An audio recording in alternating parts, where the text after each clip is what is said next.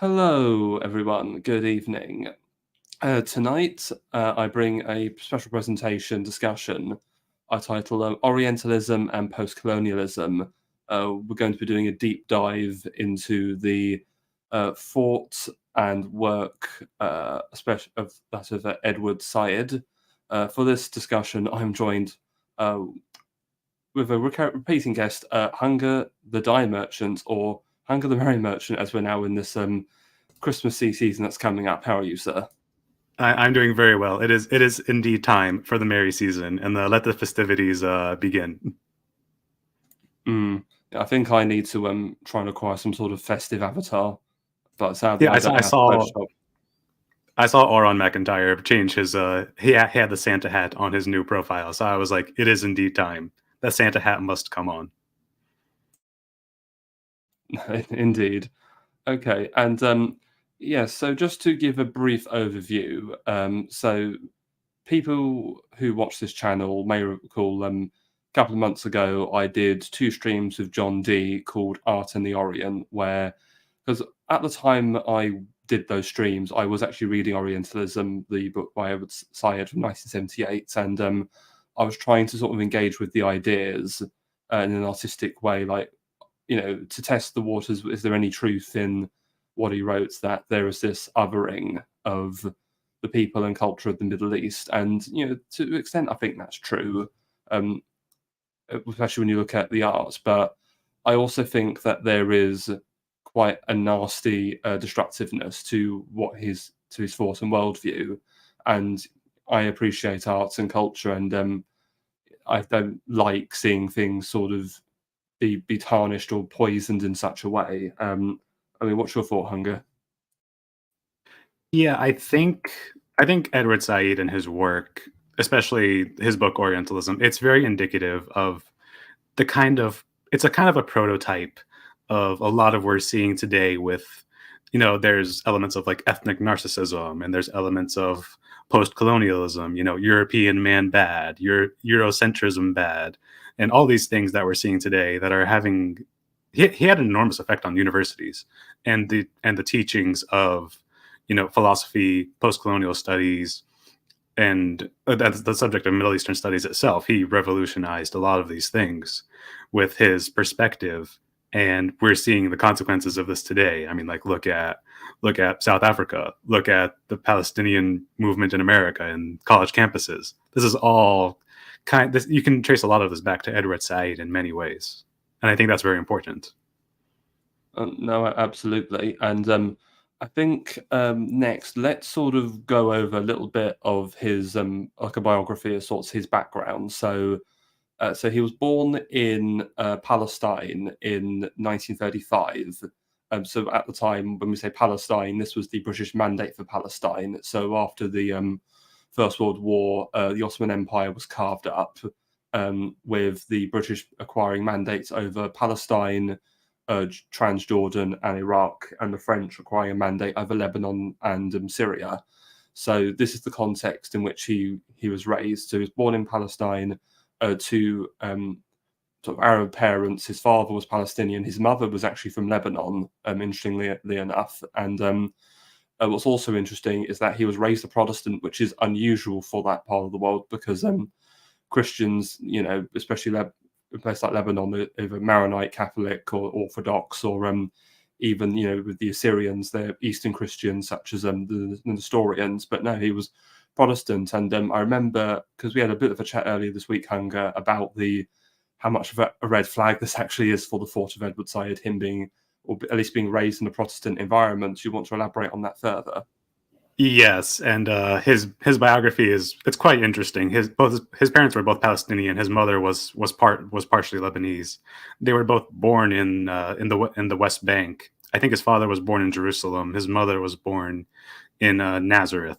But yeah, and it's very strange. His father is a strange character because he was a Palestinian with American citizenship who fought in the First World War. I think he gained his citizenship, his American citizenship, by fighting in the First World War. I'm not entirely sure about that, and I'm not That is sure correct. how. Yes, he did. Yeah, He yeah, joined the American Expeditionary Forces, and that he acquired American citizenship, which is yes. how the Syed family were able to, and he was able to go and study in America later. Yeah, through his service, he gained citizenship. Very Starship Troopers, but I'm sure his father had to be Protestant because in the Middle East, it doesn't matter what your background is. The religion is passed down through the father. So if your father is Muslim, you're Muslim. If your father is Christian, you're Christian. So his father had to be a Protestant Christian, and I'm not sure whether he was a convert or where how far back that went because the introduction of Protestantism to the Middle East, a lot of it was actually the American missionary movement in the mid 1800s, and it's a very strange movement.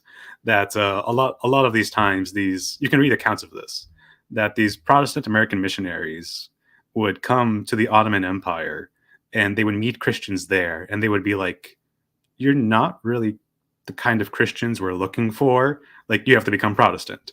Like, what is this weird Orthodox Catholic thing you're going for?" Like to them, they were familiar with they were familiar with Catholicism.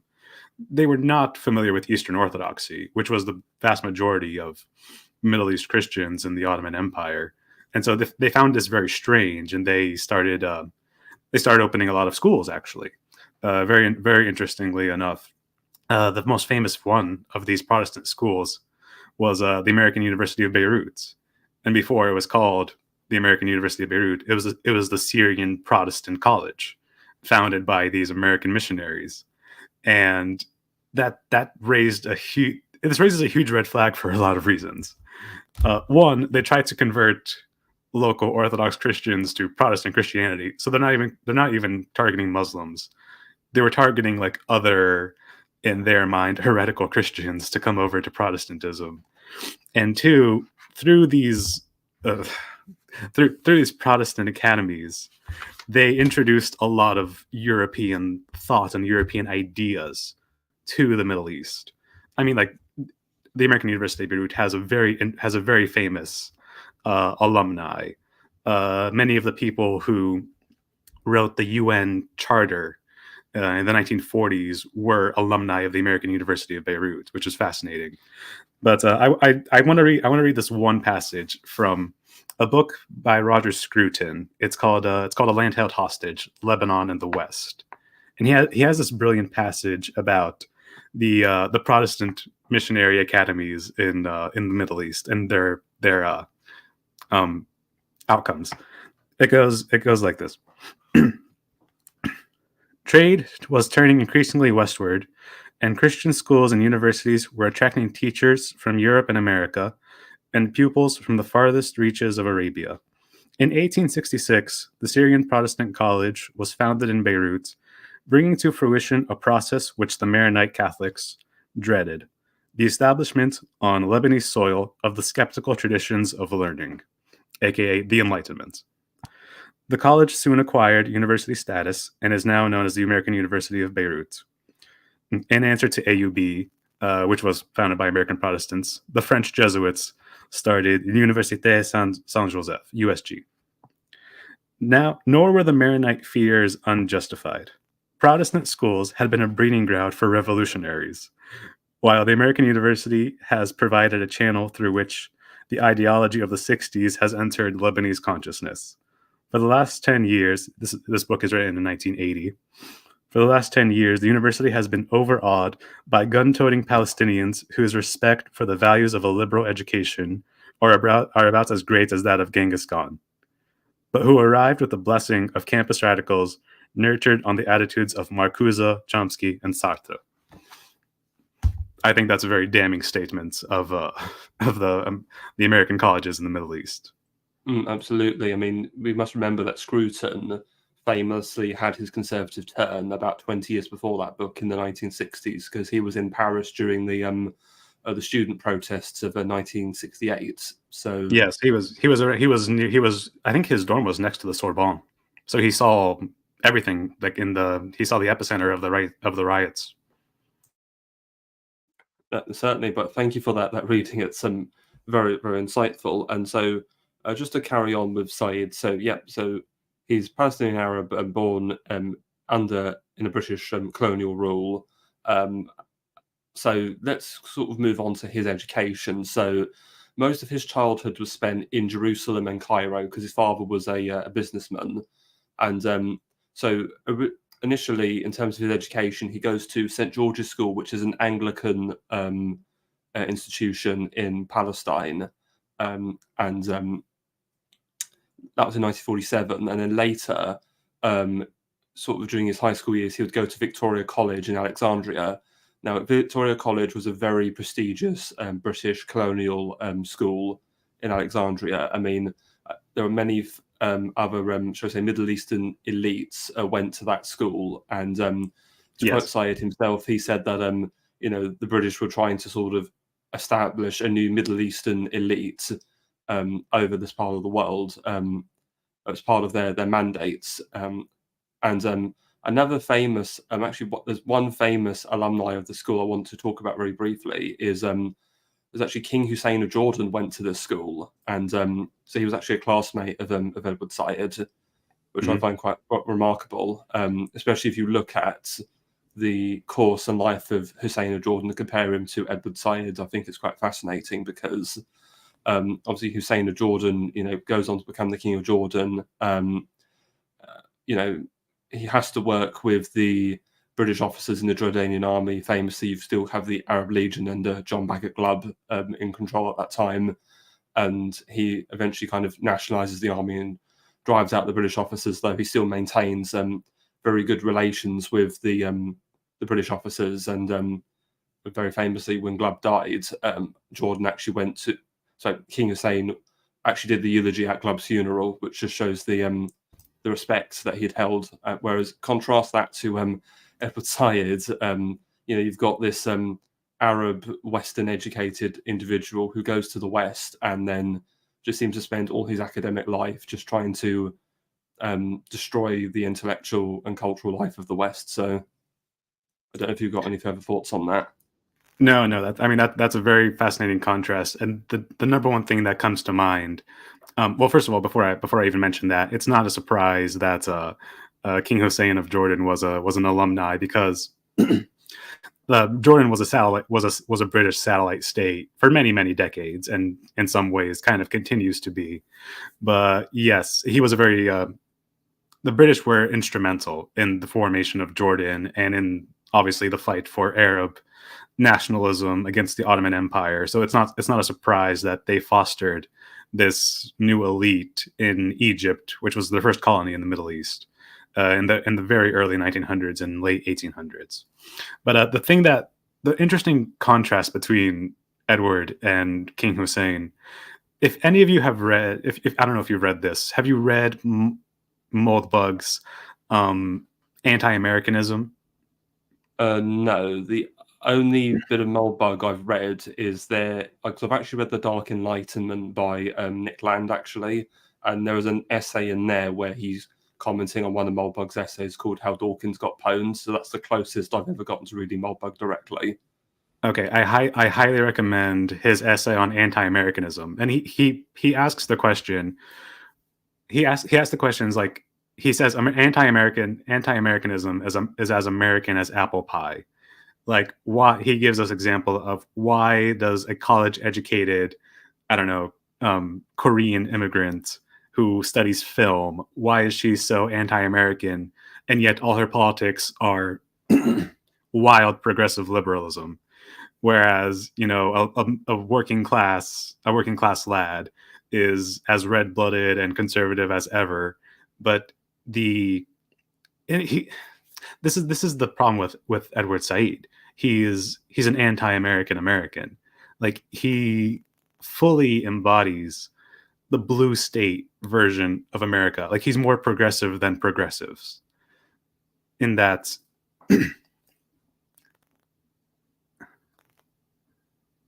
No, absolutely, and no, and just to sort of go on from there.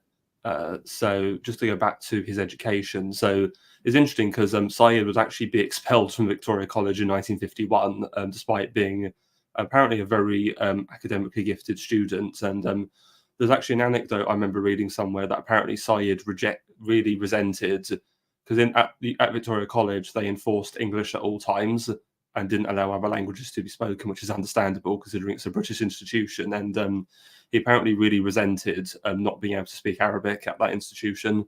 So I think he pissed his mentors off, and that's why he got expelled. Oh, I did not know that. That's fascinating. So he was a young rebellious lad. He was always anti-colonial.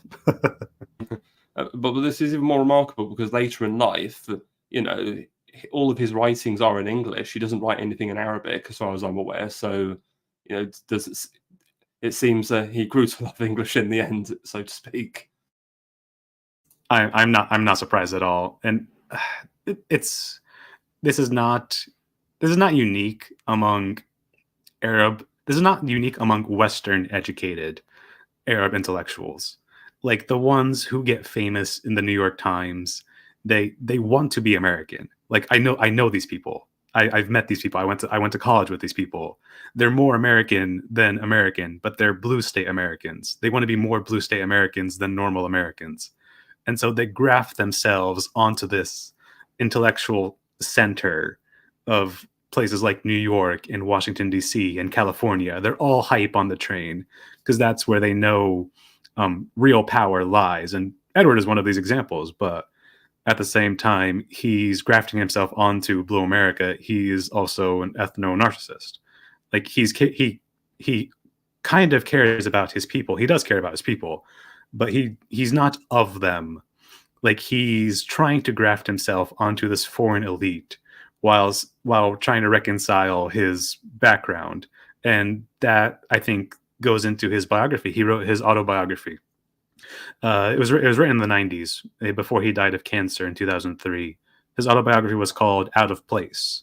And he throughout the book, he talks about his own isolation and his alienation from like being between two different kinds of these cultures, like one being East Coast intellectual America, and the other being rural Arab Palestinian, and that there's a lot of tension between those two that he doesn't ever really reconcile, and that leads to I think a lot of his work. I think his work is based off of that tension, and that he can't place himself in either one of those cultures. No, certainly. Yes, and just because you talked about him being this sort of elite intellectual, yes, we really see that with his education. So after he's expelled from Victoria College in 1951, his parents then send him to America for the first time, and he goes to Northfield Mount Hermon School in Massachusetts, which is an elite private school. He later graduates from Princeton University in 1957 with a degree in English. He later completes a master's and a doctorate, 1960 and 64 respectively, at Harvard. So again, you see he's going to all of these elite Ivy League American universities, this sort of Palestinian Arab students. So, and then, and I just want to say, you know, for all of his sort of whining about, you know, Westerners oppressing Arabs in the Middle East, you know, Edward Said had a much better education than most, you know, white boys, if I'm being frank. So No, that's absolutely true, and it shows throughout his throughout his. I mean, this was a man who his undergraduate was in Princeton University. His PhD was from Harvard in English literature. This was a very educated man who was trying to reach, you know, the top of American intellectual society. And very, very shortly after, I think maybe only like a few years after his PhD, he was employed by Columbia University. Was it Columbia or was it NYU? I believe it was Columbia. No, it was Columbia. So he Okay. joins the faculty of Columbia in 1963, a year before he completes his doctorate, and he worked there until his death. So 40 years he was at Columbia University. And yeah, so again, it's very much based in New York. So, you know, well, not so much then, but definitely now, you know, New York is very blue state America, as you call it. And off the back of that, again, his study speciality is English literature. And I mentioned this to you a couple of days ago, but that is another red flag. English literature professors Yes. are deeply subversive. They tend to be liberal progressives, and I mean, in contrast, because I'm not sure if you're aware of this, but in academia, English academia, there is this tension and rivalry between literature and language.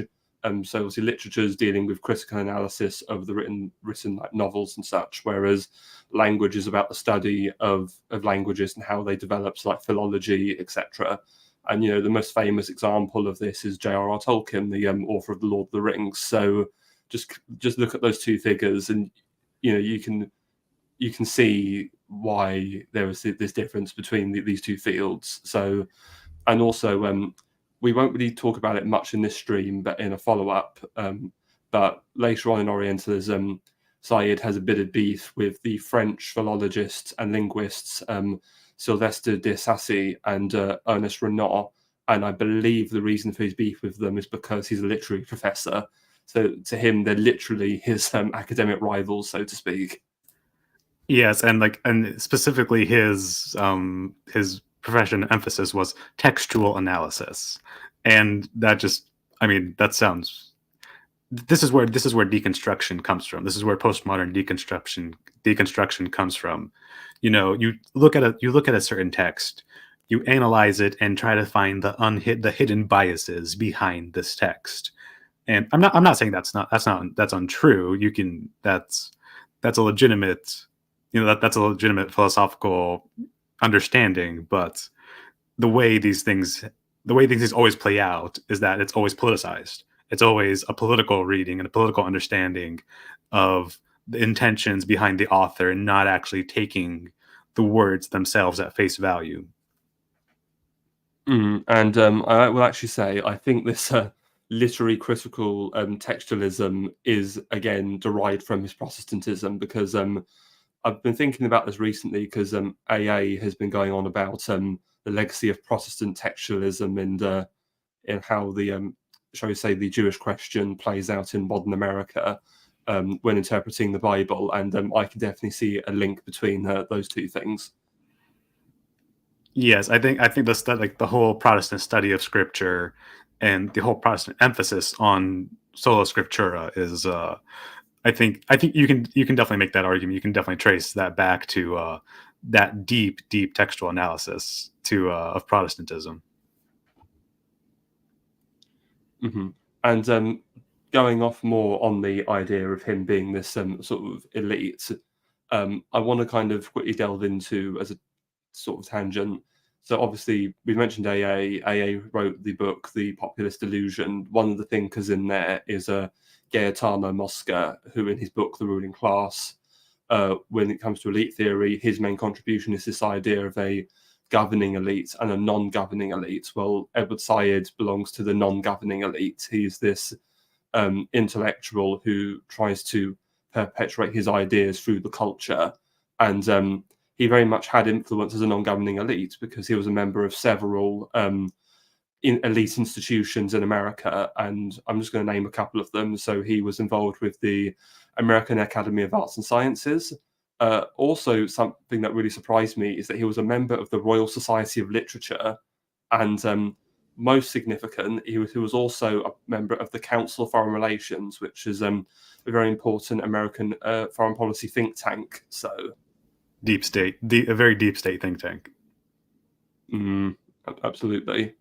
He was also a non-governing elite in the literal sense, in that through the Palestinian cause, he was a member of the Palestinian, I think the National Palestinian Council, which was like a semi parliament in exile on the question of when Palestine did not, before the existence of the Palestinian Authority, there was no representation for Palestinians. And so the diaspora set up the Palestinian National Council, and Edward was a very prominent, very famous member of that council, talking and promoting the ideas of the Palestinian cause.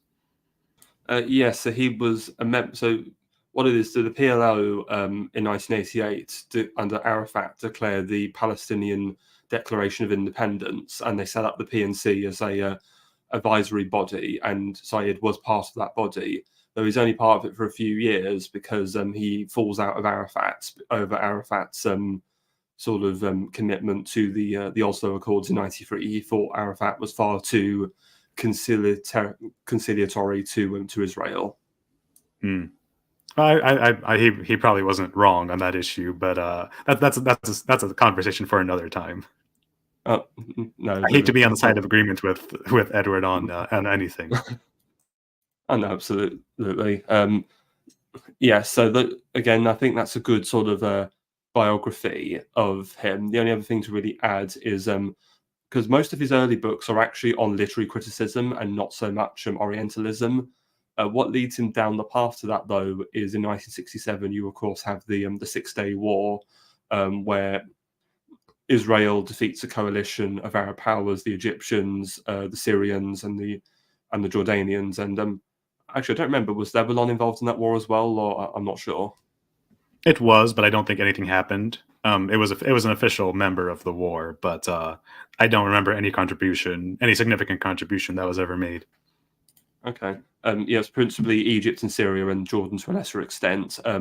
But yeah, Israel absolutely thrashes the Arab powers, and this really made Edward sympathise with the Palestinian cause even more and with his identity. And I think this is what led him down the path to Orientalism, and him writing it because he wrote that over many, many years. And so now we've gone through this sort of biography of him. I think it's now worth going on to some of his intellectual influences. So to start with, there are some very obvious, and he even admits himself, lefty sort of Marxist influences. So the three prominent ones are this rogues gallery I have up of Antonio Gramsci, Frantz Fanon, and Michel Foucault.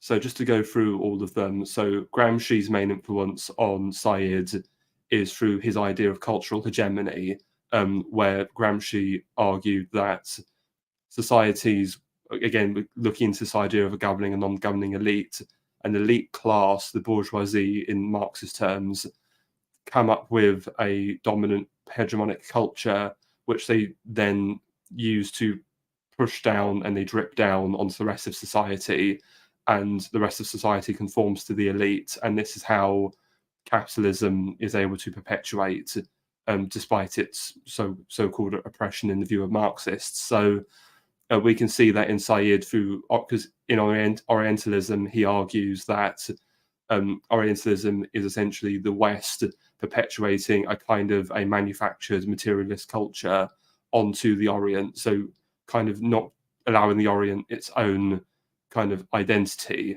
essentially. So that's where Gramsci comes in. Is there any sort of thing you want to add in regarding the Gramscian influence at all? Or? Yes, and a very big part of his introduction of Orientalism is talking about Western hegemony and how through Orientalism as a field of study, it was the West's attempt to impose its own view on the East as the only view of the East. This is the only view. This is an objective view, and because we have a military cultural superiority over you, we can impose that vision of what the Middle East is. And because we have more knowledge, more cultural power than the natives themselves, we were able to impose this view. That's basically the hegemonic argument. It was an epistemic hegemony. Thank you. And so to move on, next we have Frantz Fanon. So of the three figures I have on the slide, I imagine he's probably the one people least know about. So for those who aren't aware, Fanon was from the French Caribbean, I believe Martinique specifically. And so he was raised in the Francophone world, and he fought for France during the Second World War, and he believed that basically this entitled him, so because he was from French Caribbean, he actually was granted French citizenship by the French government. So he moved to France, where he became a psychiatrist. However, he found the French natives in Paris were not exactly accommodating of him for obvious reasons, as we can see. from his racial background, and this leads to him becoming a Marxist and writing two very critical books. The first one being Black Skin, White Mask, where he argues that even as a black man, if you, quote, act white, the whites will still treat you as black. And so again, we can sort of see this idea of racial alienation, which comes through in the thought of Syed.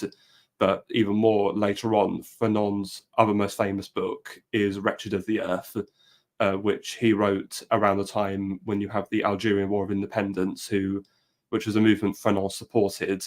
And essentially in Wretched of the Earth, Fanon calls for violent colonial war to overthrow the colonizer. And he says that violence is needed to kind of provide vitalism to the colonized, because basically being subject to the hegemonic West instills in the sort of the colonized a kind of mental illness which can only be cured through this violent drive towards freedom.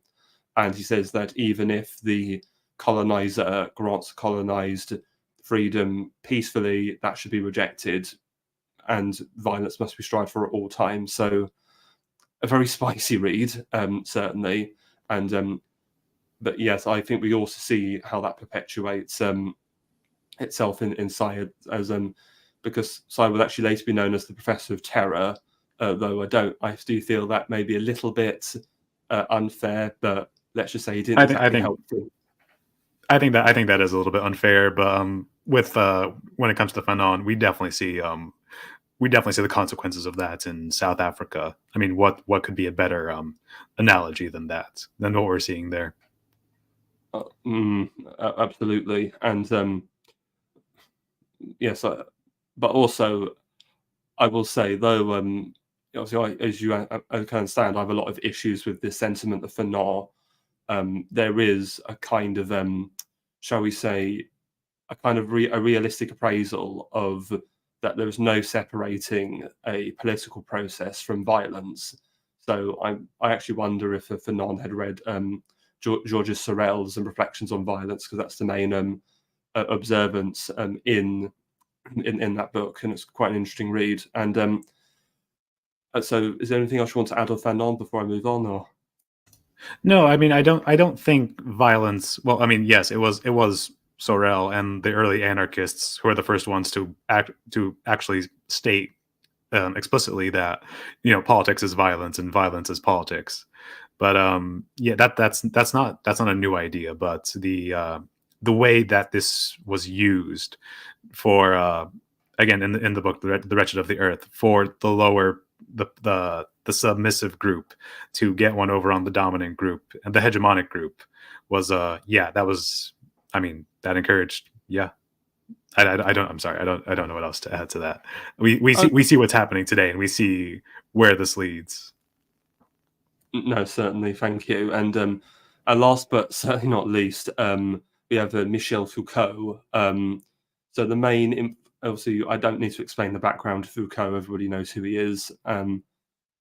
But the main ideological influence Foucault would have on Syed is Foucault's concept of an episteme, or this idea that there is a kind of knowledge or culture that is endemic to a particular people or group, and anybody outside of that group cannot adequately comprehend it. Would you say that's a fair assessment of that idea, or do you want to add anything? No, that seems fair to me. Yeah, so we see that through this idea that Syed rejects the Western sort of explaining away of Oriental culture. He's sort of saying, you're not from the Middle East, you can't possibly understand or explain their culture because you're not native to it, which is certainly an interesting idea. And from there, that segues quite nicely into my next slide, because other than the leftist influences, there are actually a couple of counter-Enlightenment influences in Syed as well, which I thought was very interesting when I first read the book. So I just mentioned Foucault's episteme. Well, another similar concept is found in the writings of Giambattista Vico in his New Science. So Vico has was part of this movement called the historicist movement. And what is historicism? Well, this is an idea whereby, again, it's essentially, you could argue, like a right-wing version of an episteme, where a people in a specific time and place have their own cultural logic, as it were, and when trying to study them, you have to study them through and accept them on their own terms. You can't go in moralizing with your own civilizational ideology. Do you want to add anything onto that? Or? No, yes. I mean, these are some of I think Foucault and Vico. I'm not sure about Johann Gottfried Herder, but Vico and Foucault are some of the best work that Said draws upon, because what Vico specifically is railing against is universal European rationalism. That all systems of logic and like all European thought should be universal, and that this applies to everyone, whether or not they're of this people. That's what Vico absolutely gets right, and that's what a lot of Edward Said draws on. That these are a different group of people. They have their own way of being. They have their own epistemology, and this is not. You cannot apply a Eurocentric way of thinking to these people. Thank you. And yeah, so just to address Herder, so, well, Syed does actually mention Herder several times in the book, and I did some other reading, and Herder is an influence because Herder was also a historicist like Vico, and also Herder is important because of his concept of the Völkisch movement, or this idea of the folk or the people have their own kind of culture and language that should be promoted. So I could definitely see elements of that in Syed, with his sort of identification with the Palestinian people. So I kind of get some of your pushback on that. I don't think the Herder influence is as strong as Vico, but it's definitely there. Yeah, no, I would tend to agree with that. I mean, it's I don't know if this should be a philosophy, but you should want what's good for your people, and your people are special and unique. Yeah, absolutely natural and normal. Right. So Yeah, okay. because the right is natural and normal. Yes, absolutely. Okay. So that is, I think, a decent summary of some of his intellectual influences. So now to move on to the introduction to the book proper. Okay. So I've got some readings I want to do. So to sort of get things started off with, so essentially the main thing Syed is arguing, and he'll articulate in the introduction, is that the contemporary Middle Eastern culture is ultimately a Western materialist construct which has been placed upon it. And when he says West, he does distinguish and say it is primarily an Anglo-French and later American institution, though other European cultures did have some part in it. So obviously, when you have the 19th century, I think even the late 18th century, because he says Orientalism is really born when you have Napoleon's expedition to Egypt in the late 1790s and 1798. And then through there, you have the French and British interest in the Holy Land through a lot of biblical studies. And then you actually have actual colonies being established. So you've got the French in Algeria and later Tunisia. Then you've got and later in Syria and Lebanon. You then have the British in Egypt, Palestine, Transjordan, and Iraq. And so what I want to do now is I've actually got, because in my edition, because there are many editions of Orientalism, so the original book was 1978. In 1994, he would add an afterwards, and then in 2003, on the year of his death, he would add a new preface. So I'm just going to read a little bit from the 2003 preface. Just trying to get the right page. Okay. Okay. Hang on. Right. Okay. So 9 years ago, in the spring of 1994, I wrote an afterword for Orientalism, in which, in trying to clarify what I believed I had and had not said, I stressed not only the many discussions that had opened up since my book appeared in 1978, but also the ways in which a work about representations of the Orient, lends itself to increasing misrepresentation and misinterpretation. That I find the very same thing today more ironic than irritating is a sign of how much my age has crept up on me, along with the necessary diminutations in expectations and pedagogic zeal which usually frame the road to seniority. The recent death of my two main intellectual, political, and personal mentors, Ekbal Ahmed and Ibrahim Abulagod, which is one of the work's dedicatees, has brought sadness and loss, as well as resignation and certain stubborn will to go on. It isn't at all a matter of being optimistic, but rather of continuing to have faith in the ongoing and literally unending process of emancipation and enlightenment that, in my opinion, frames and gives direction to the intellectual vocation. Nevertheless, it is still a source of amazement to me that Orientalism, to be discussed and translated all over the world in 36 languages, thanks to the efforts of my dear friend and colleague, Professor Gabby Peterberg, now of UCLA, formerly of Ben-Gurion University in Israel, there was a Hebrew version of the book available, which has stimulated considerable discussion and debate among Israeli readers and students. In addition, a Vietnamese translation has appeared under Australian auspices. I hope it's not immodest to say that an Indo-Chinese intellectual space seems to have opened up for the propositions of this book. In any case, it gives me great pleasure to know, as an author who has never dreamed of any such happy fate for his work, that interest in it, what I try to do in my book, hasn't completely died out, particularly in the many different lands of the Orient itself.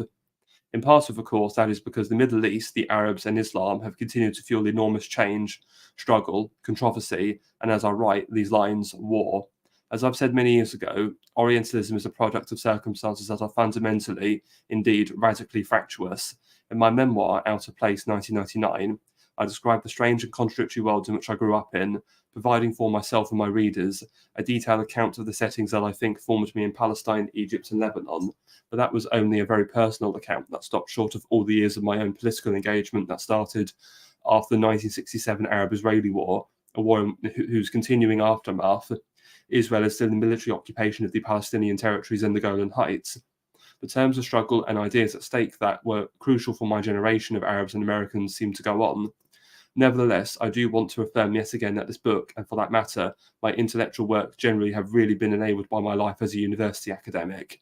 For all its often noted defects and problems, the American university, and mine, Columbia in particular, is still one of the few remaining places in the United States where reflection and study can take place in the almost utopian fashion.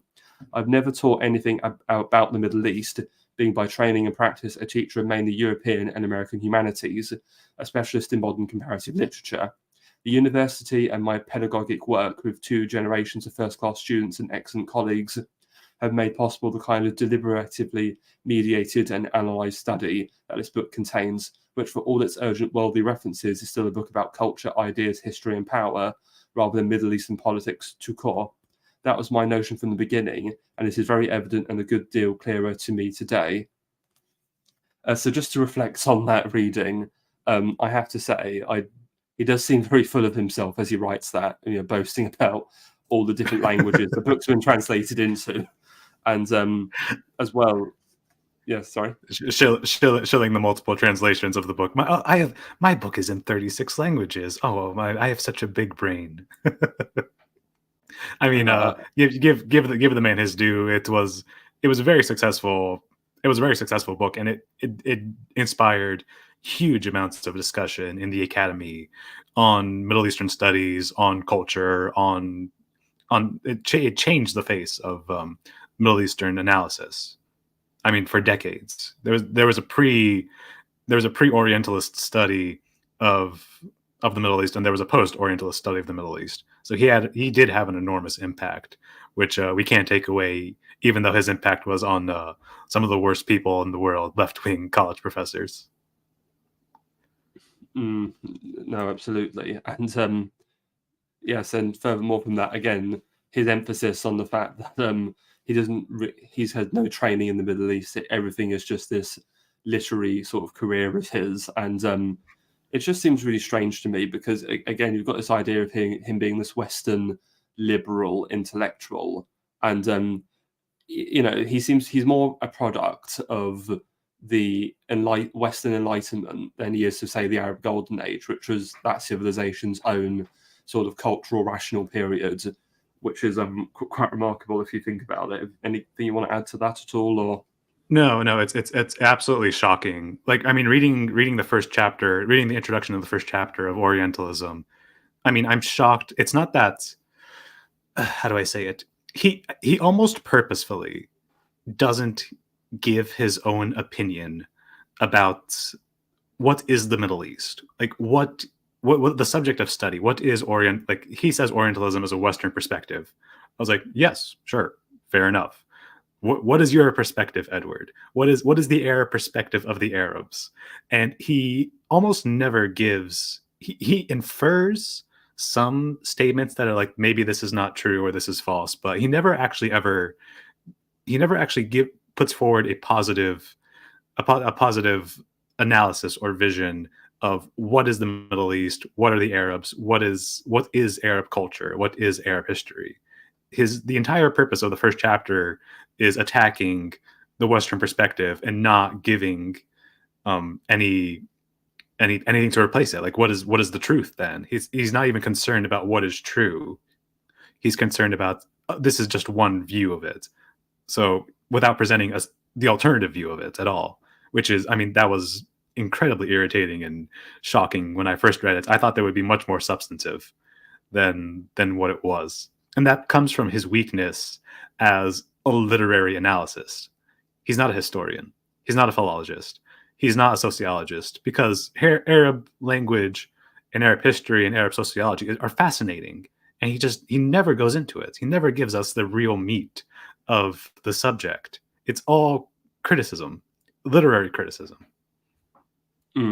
It's all rather entropic. And I mentioned Tolkien earlier, but that phrase of his that comes to mind in Lord of the Rings, evil cannot create, it can only destroy. And that is very true. Indeed. With the work of society.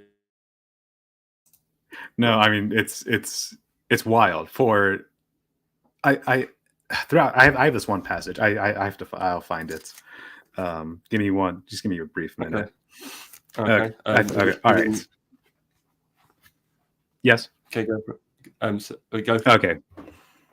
This is in the first chapter of Orientalism, the scope of Orientalism, and he's talking about, as he does, he criticizes a Western perspective, a Western article about the Arabs, and so it goes like this.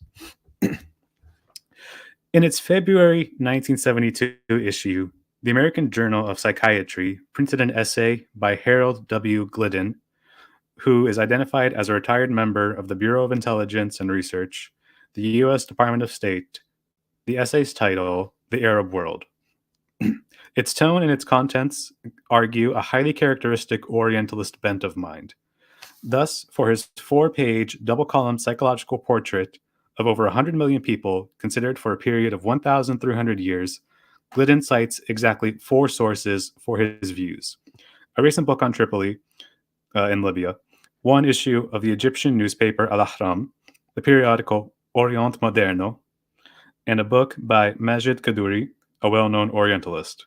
So this is a fair critique. He's attacking the sources of this article, which are very sparse and not exactly, I would say, deep. But I will continue with Said. The article itself purports to uncover the inner workings of Arab behavior, which from our point of view is aberrant, but for Arabs is normal. After an auspicious start, we are told that Arabs stress conformity, that Arabs inhabit a shame culture whose prestige system involves the ability to attract followers and clients. As an aside, we are told that Arab society is and always has been based on a system of client-patron relationships. That Arabs can function only in conflict situations, that prestige is based solely on the ability to dominate others, that a shame culture, and therefore Islam itself, makes a virtue of revenge.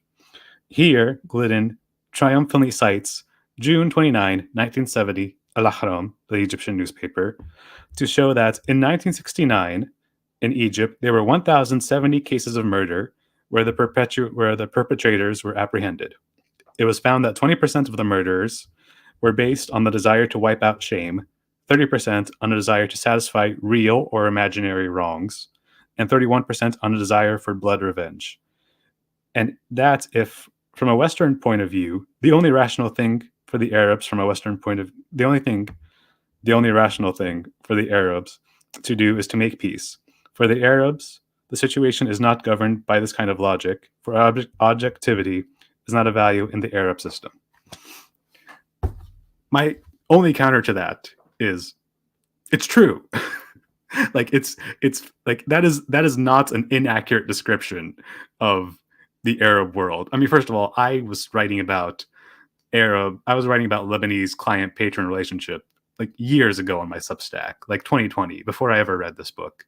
The Arab world functions on a client patron relationship. We have literal monarchies and dictatorships where all the resources are monopolized by the king or the dictator, and they funnel out their resources to their clients as the head patron. It's so fucking true, and he gives no care to whether it's true or not. I mean, shame culture. Oh my God! If you've ever lived in the Middle East, you have to be very careful with your language if you're out in open society. If you're with trusted friends or very, very close friends and family, you can say whatever you want, but in the wider society, you have to be very careful not to humiliate people or embarrass people, because that could cause a very bad feud. Whereas here, it's like, oh, you're temporarily embarrassed. You got to get over it. It's like it's on you to get over it. Over there, as an honor culture, as a shame culture, if you slight me, you have tarnished my character. I must, not kill you. I mean, like, I must do something towards you to restore my honor. I remember reading this. There's a very interesting article. It's called "Why Arabs Never Win Wars." It was written by an American military army trainer, I believe, who was serving in Egypt and Jordan, training the Jordanian and Egyptian armies. And he recalls this incident where he was asking in class, like they had been giving homework. The Egyptian and Jordanian soldiers had been given homework. And so he asks this question in class to this one student, and the student did not know the answer to this question. And the teacher was absolutely shocked that this student took this so personally, made a huge fuss about it, that he never forgave the teacher for embarrassing him publicly. It's like, you've tarnished my character. You've ruined my reputation. You were supposed to give me the answer. You were supposed to know that I had the answer before you picked on me, because you humiliated me in front of everybody. And he was forever like shamed by that incident. And the American professor was shocked by this reaction. He could not understand it, because that would not have happened in a class of American soldiers. That's fascinating, and I just want to bring up this comment, Nami El Kazan.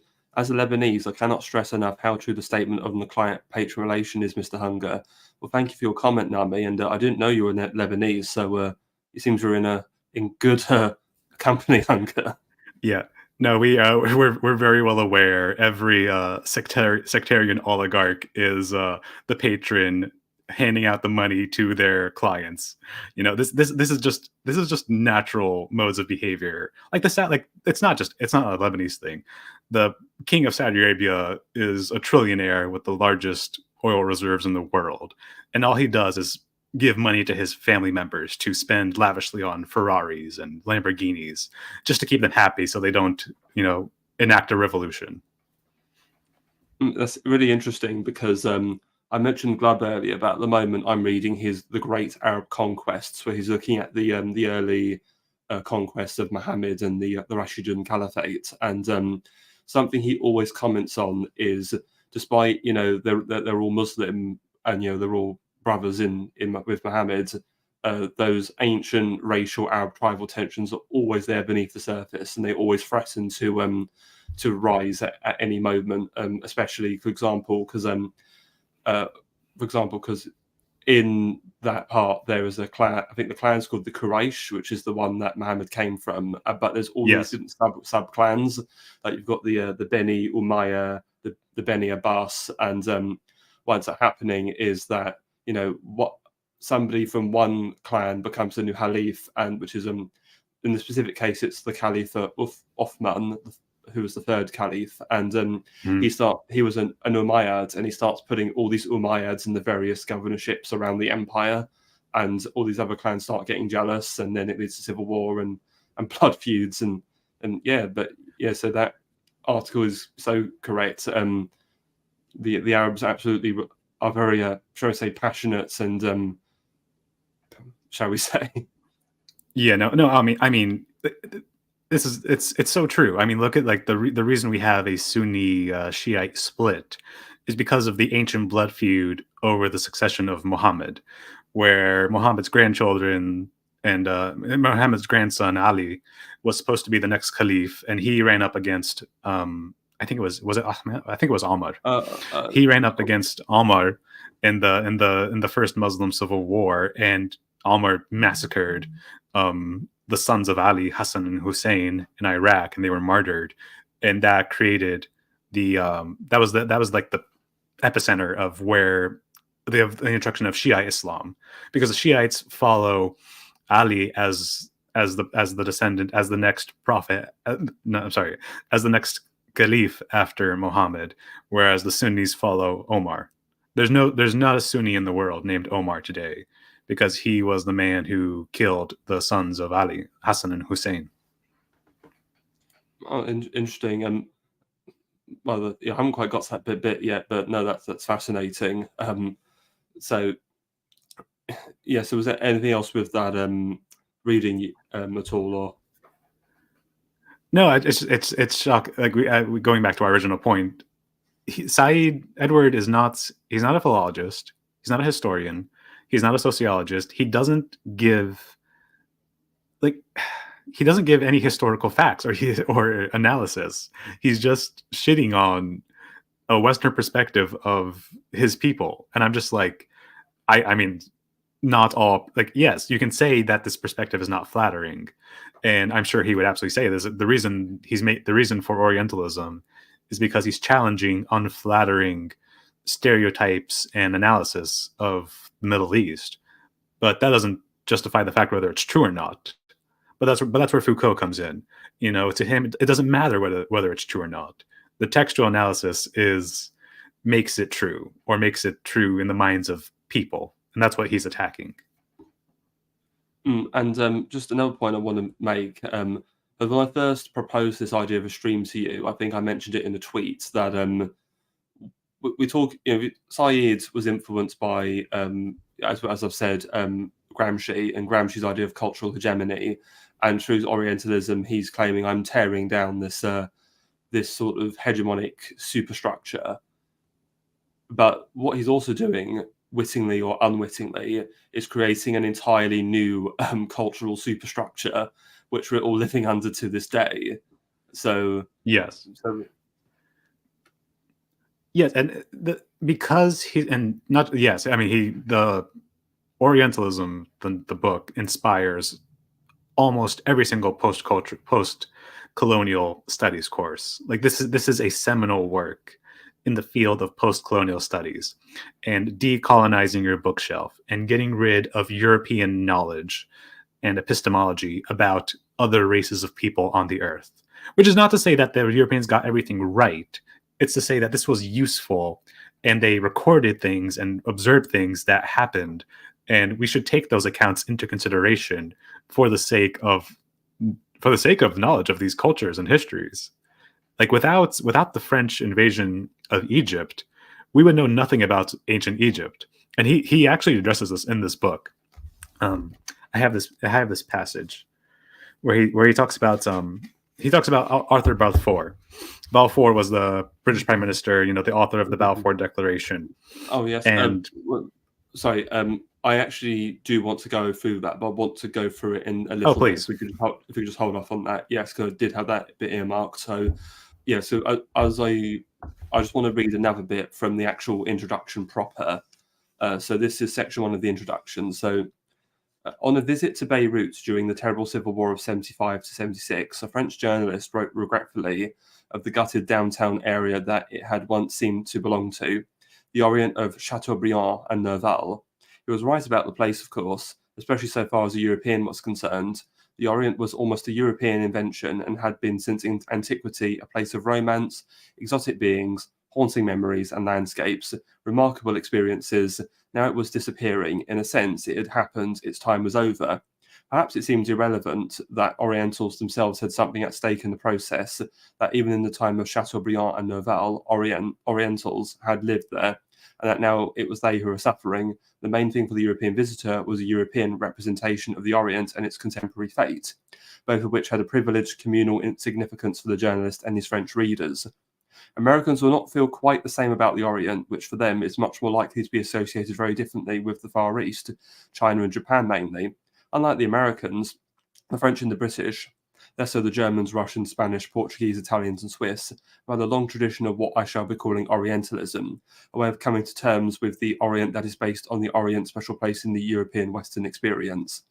The Orient is not only adjacent to Europe, it is also the place of Europe's greatest and richest and oldest colonies, the source of its civilizations and languages, its cultural contestant.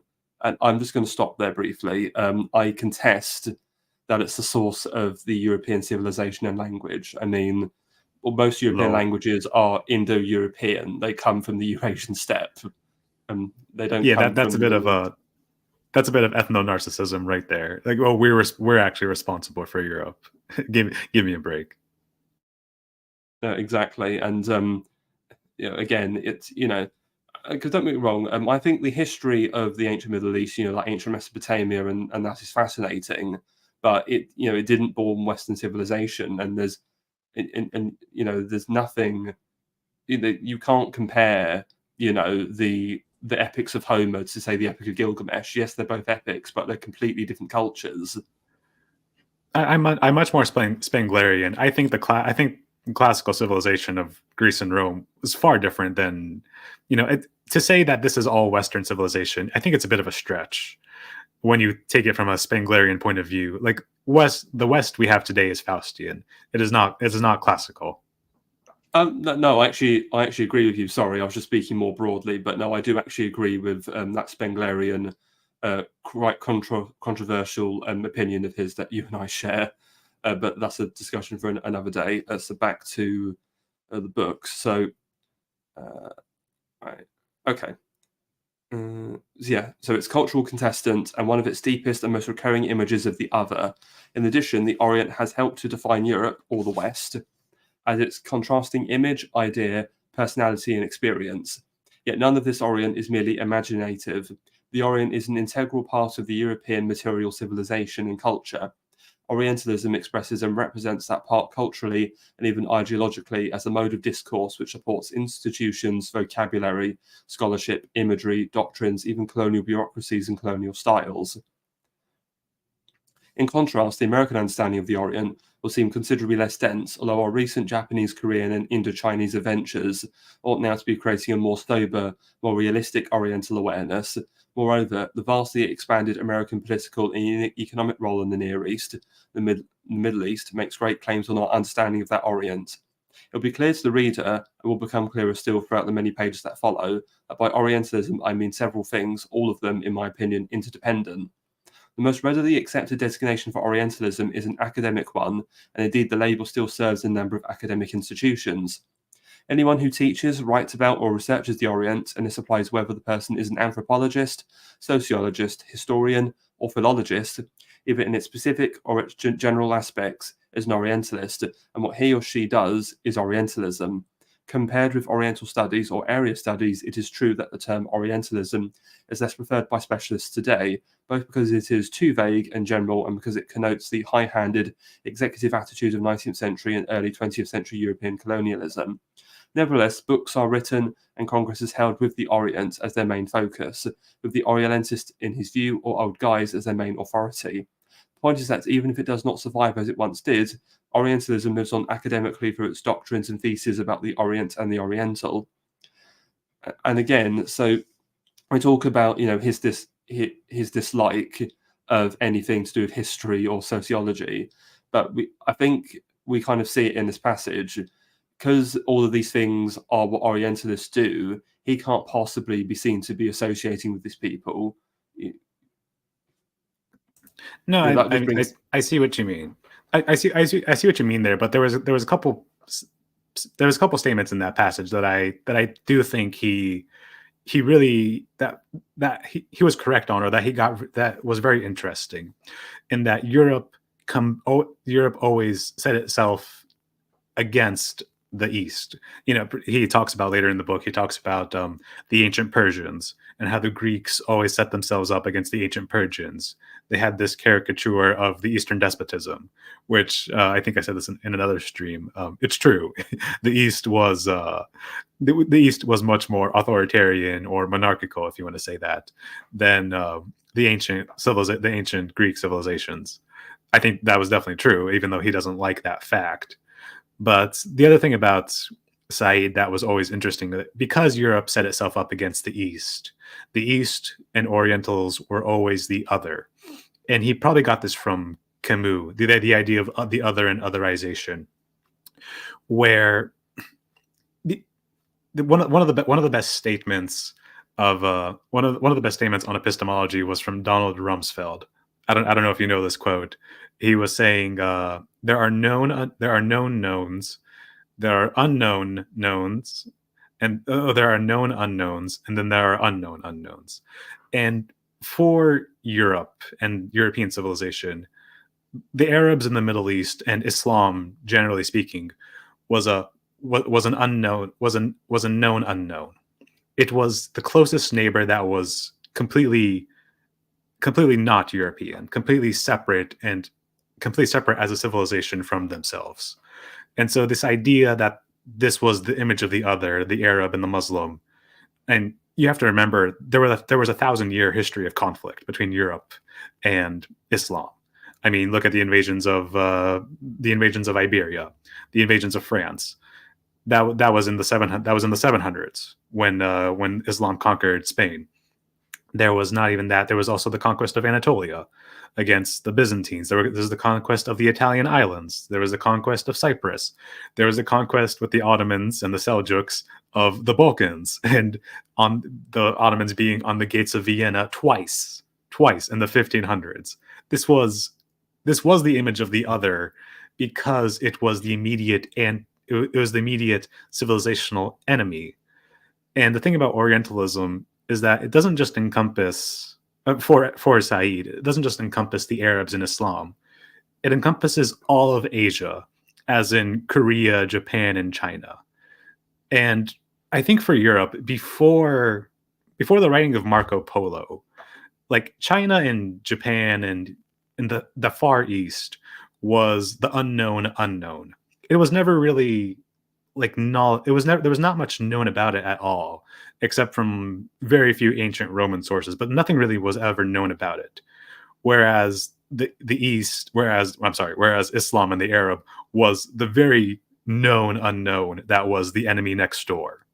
And I'm disappointed in Said by not going into this further, and how he never gives this speaks to like the ethno-narcissism. He never gives the Arab perspective on the Europeans. Like, what did the Arabs think about the Europeans? Not just what did the Europeans think about the Arabs. I don't get that from him in this text. And it's so disappointing to see. Well, I think it would just prove his narrative if he was to provide it, so. Indeed. Like, right. there could be the idea of this book is so much more interesting than the read itself. Like, the potential this book could have had in, like, what is the Middle East? What is its relationship to Europe? What is Europe's relationship to the Middle East? How do Arabs and Europeans, not like, I don't want to say get along. How do Arabs and Europeans know and understand each other? That is a fascinating topic, and it's just not explored at all. And it's incredibly disappointing. I might just write that book myself if someone won't do it. Well, I mean, there was at least one book in modern times which I can think of that might kind of answer that for you. There's this British journalist writer called Peter Frankopan. I don't know if you've heard of him, but he wrote a book about 8 years ago called Silk Roads, and it's essentially a history of the world with the Middle East forming the center of world history. So he argues Oh, that, interesting. yes, in his view, world history is centered on the middle, well, not just the Middle East. It's basically that space between the sort of Western Eastern Europe, so sort of the Middle East, Western Russia, Central Asia, that sort of space is Mm. in which is all that the world history revolves around. So like the resources, the trade, the strategic control. Yeah, it's a really interesting book. It's been a year since I read it, but I might reread it and maybe write something or do a stream on it possibly, because it's a really fascinating book. No, it's fascinating because I mean the thing that's so fascinating about the Middle East is that it's the bridge, but it's the bridge of three continents. Like you have Anatolia connecting Europe to Asia, you have the Sinai connecting Africa to Asia, and this is the bridge. This is where civilizations meet, and it's such a strategic location that both Said and I think John Bagot Glubb just talked about this, that Egypt was always important in the European imagination because Egypt allowed the great powers to control the Mediterranean, and that's fascinating. That's it's so strategically, geographically centered that this was always going to become an important piece of world history. Yes, and because from having read Glubb, one thing that is consistent in a lot of his books is the domination of the Mediterranean. Because he said, what did the Roman Empire, the Arab Empire, and the British Empire all have in common? They were dominant because they controlled the Mediterranean. Um, because and it's really especially symbolic if you think about the name Mediterranean is from Latin. It literally means the center of the world. So it's literally the ocean on which world Yes, history turns. it's where you have control of three continents. That's what that is the world to the ancient peoples. The world was the three continents of Europe, Asia, and Africa. And we've had another comment from Mr. Nami El Kazan. It says, Amina Malouf is a Lebanese French author who wrote an amazing book called The Crusade Seen by the Arabs. Oh, I'll have to look that up. And also, I'll check that out. Yeah, Amin Malouf is also a member of the French Academy. The more you know. Excellent. Yes. Even more books to add to my colossal reading list. Oh yeah, buy book. Just pondering my books, not reading any of them. Right. Okay. It was a struggle. It was a struggle to read this book by itself. Yeah, you need to sit and digest it. Okay. The language, his use of language, it's so French postmodern. I'm sorry, it's so stereotypical. I can't stand it. It's irritating. Yeah, it's very smug and self-absorbed. I think that's also possibly another influence of Foucault on him, possibly. I would not be surprised. Yes, there's a bit more of this introduction. So, okay. Okay. Yeah, so related to this academic tradition, whose fortunes, transmigrations, specializations, and transmissions are in part the subject of the study, is a more general meaning for Orientalism. Orientalism is a style of thought based upon an ontological and epistemological distinction made between the Orient and most of time the Occident. Thus, a very large mass of writers, among who are poets, novelists, philosophers, political theorists, economists, imperial administrators, have accepted the basic distinction between East and West as a starting point for elaborate theories, epics, novels, social descriptions, and political accounts concerning the Orient, its peoples, customs, mind, destiny, and so on. This Orientalism can accommodate Aeschylus, say, and Victor Hugo, Dante, and Karl Marx. A little later in this introduction, I shall deal with the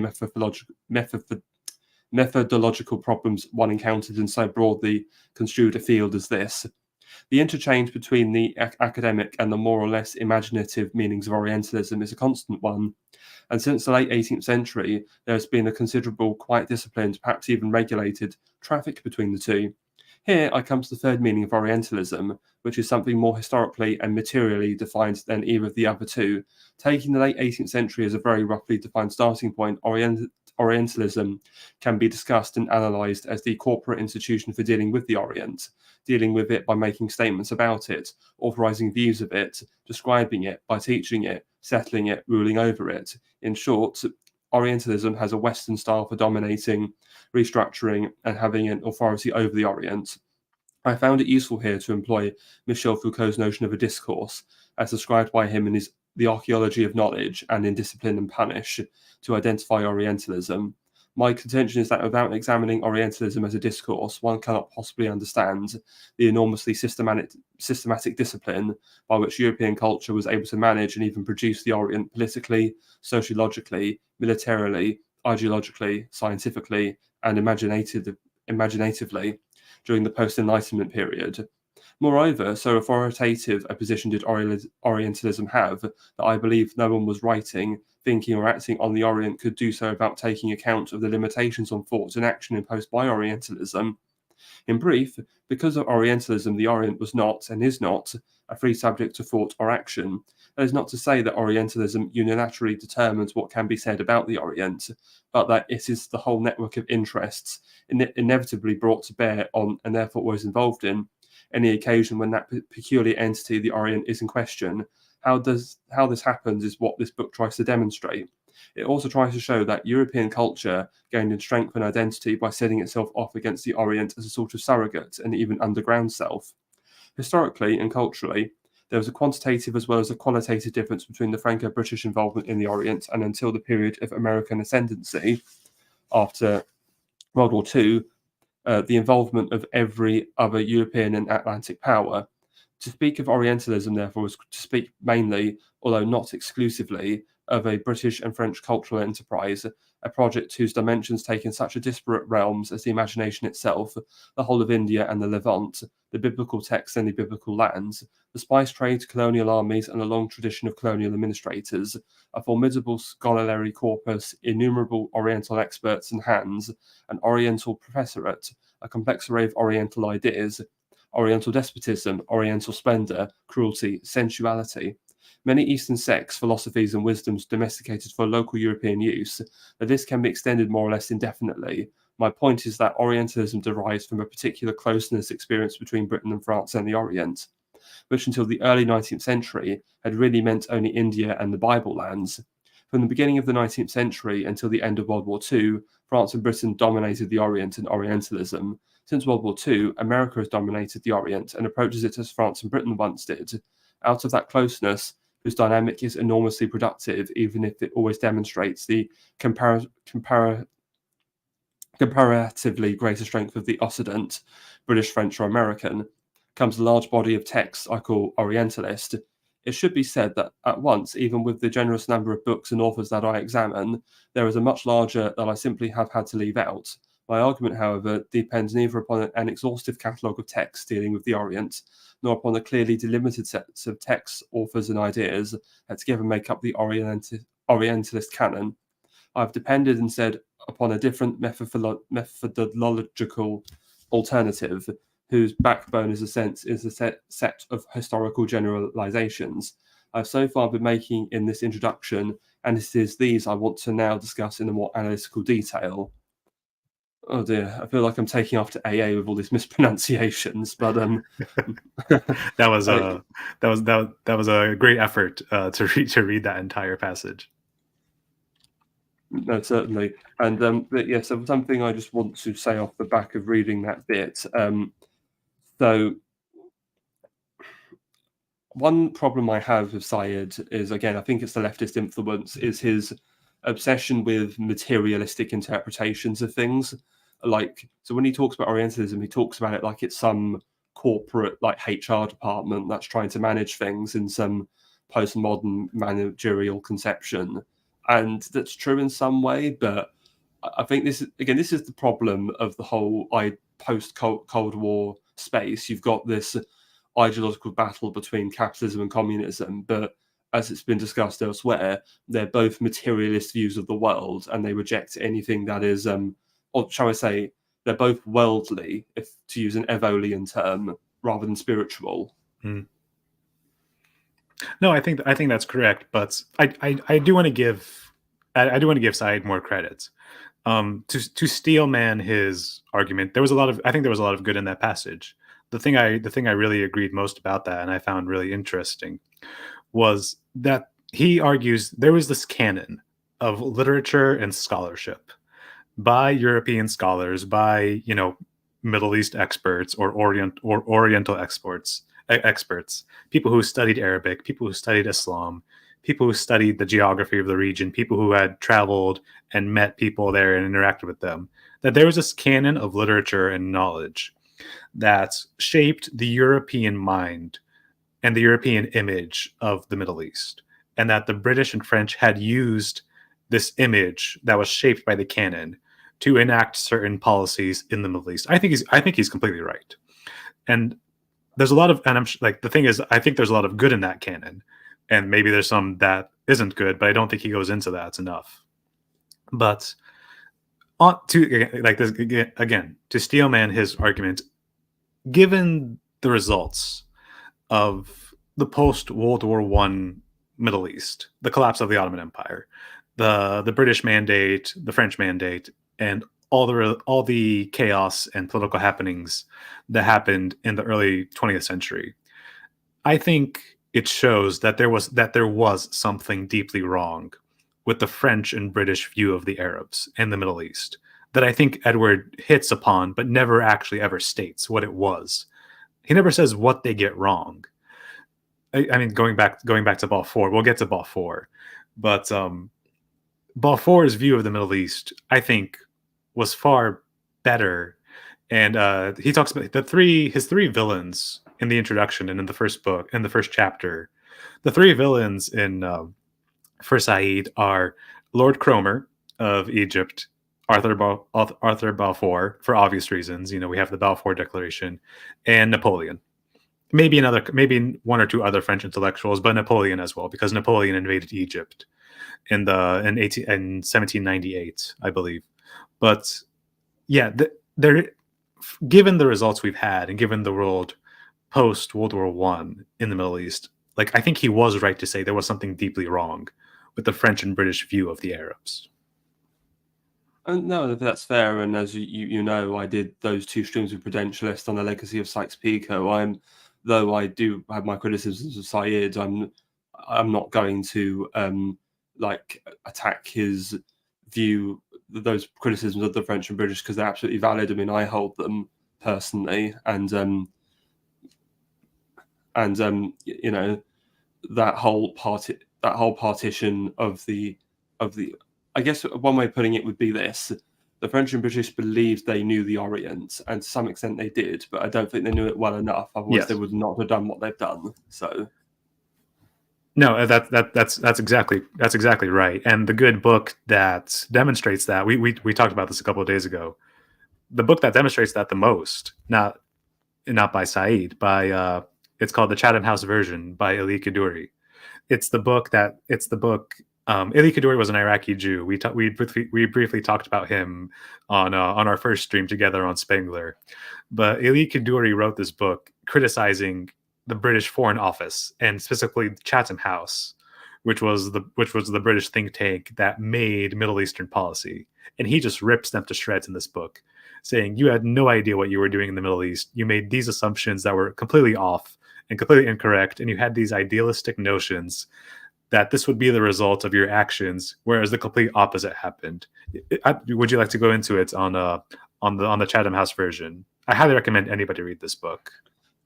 Yes, no, I have read it on your recommendation, and that was a very profound read, especially his essay, actually called The Chatham House Version, on Arnold Toynbee, as someone who I'm quite familiar with. So that was very thought-provoking. And I think it'd be worth just very briefly comparing Kaddouri to Said, because I think Kaddouri is a much more nuanced thinker than Said, because essentially, when looking at the travesty of the Middle East, yes, the West fucked up, but I also think to an extent the Arabs fucked up.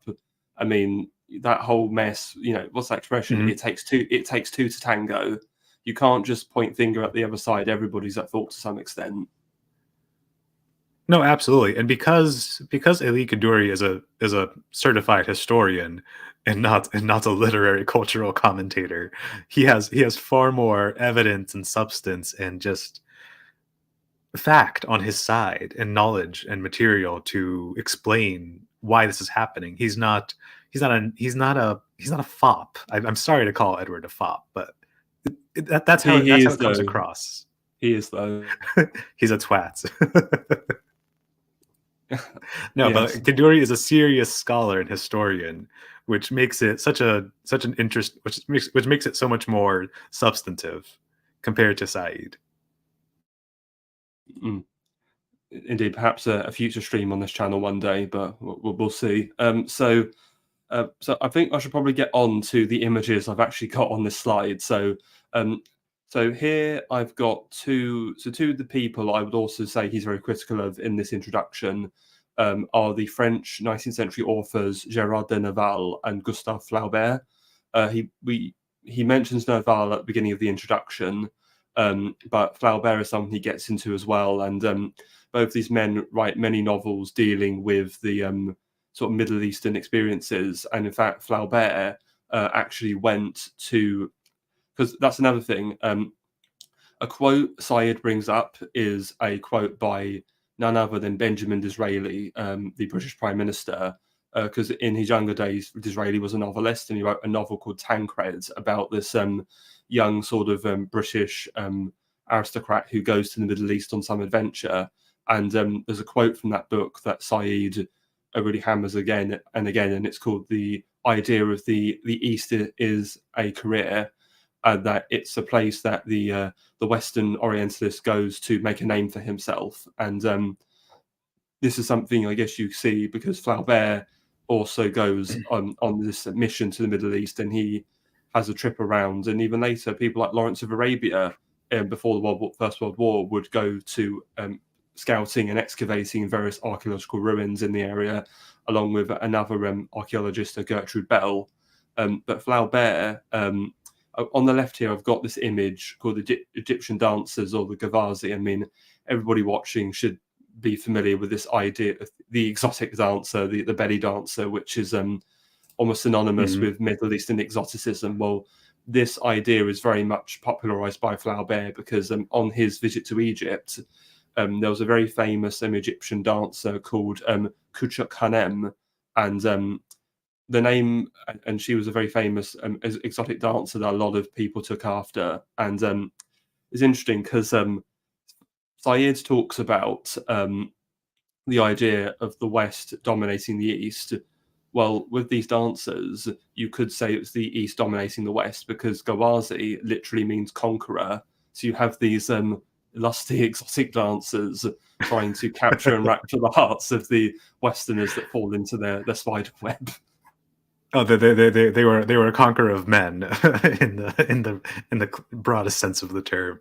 I mean, yes, but if we were to take traditional gender roles, then I can completely understand Said's point of of European males lusting after exotic Eastern women. I don't think that's inaccurate, and I think he doesn't mention it specifically, but there are other postmodern books that go into it. That this is a fetishism that and this like you have power over this thing if you have a fetish for it.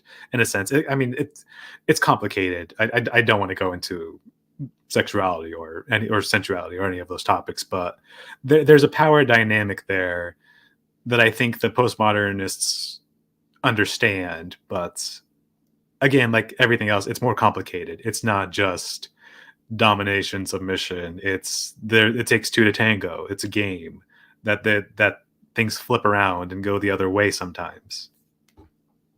Well, all I have to say on the back of that is I think what we've just discussed, we could probably call it like Time Stealer's Law, that Western men will always lust after Eastern women.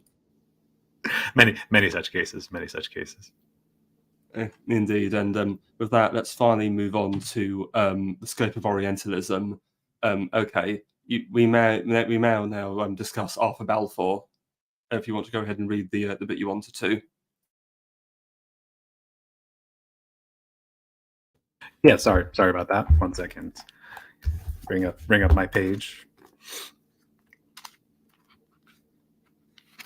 Yeah, so this is so Said recounts a speech that Arthur Balfour, the infamous author of the Balfour Declaration, gave to Parliament about the state of Egypt, and he's answering a question from one of the parliamentarians after about how do you know how why do you take this image of superiority over Egypt and the Middle East? And this is Balfour's response. He says, I take up no attitude of superiority, but I ask Robertson, the MP, the British MP, and anyone else who has even the most superficial knowledge of history, if they will look in the face of the facts with which a British statesman has to deal when he is put in a position of supremacy over the great races like the inhabitants of Egypt and countries in the East. We know the civilization of Egypt better than we know the civilization of any other country. We know it further back. We know it more intimately. We know more about it. It goes far beyond the petty span of the history of our race, which is lost in the prehistoric period at a time when the Egyptian civilization had already passed its prime. Look at all the Oriental countries. Do not talk about superiority or inferiority. That's the quote from Balfour. And then Said goes on to say, in response to that, two great themes dominate his remarks here and in what will follow: knowledge and power, the Baconian themes.